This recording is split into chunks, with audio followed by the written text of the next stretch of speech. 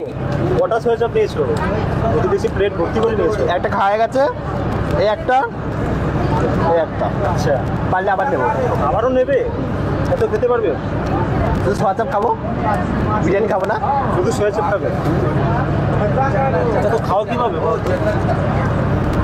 যেমনভাবে রান্না করি তেমনভাবে খাই।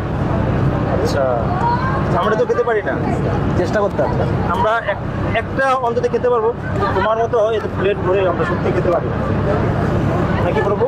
এই প্রভু তো নিয়েছে দুটো, তার মানে তোমরা খেতে পারো, খুব খেতে পারো? অবশ্যই ভালো লাগে একদম।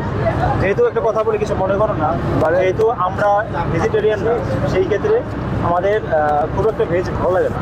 তবে যারা ভেজিটেরিয়ান তাদের কাছে এটা অমৃত। যারা ভেজিটেরিয়ান নয় তাদের তো এসে খেয়ে দেখতে হবে কেমন লাগে, তারপর তো বুঝবে না। না খেয়ে দেখে দূর থেকে দেখলে বোঝা যায় না, দূর থেকে কখনো বোঝা যায় না, দূর থেকে ফিল করা যায় যে জিনিসটা কি হতে পারে। একদম লাল লাল ঝাল ঝাল একদম। আচ্ছা, তুমি কতগুলো সোয়া চাপ খেতে পারবে একসঙ্গে? 4-5টা খেয়ে দেবো।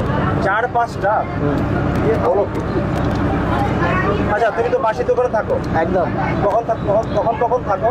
আমি সকাল 8টা থেকে বিকাল 4টে, আবার ফির রাত 8টা থেকে 10টা পর্যন্ত। সন্ধ্যার সময় থাকো না কেন? সন্ধ্যার সময় সন্ধ্যা আরতি যাই না মন্দিরে।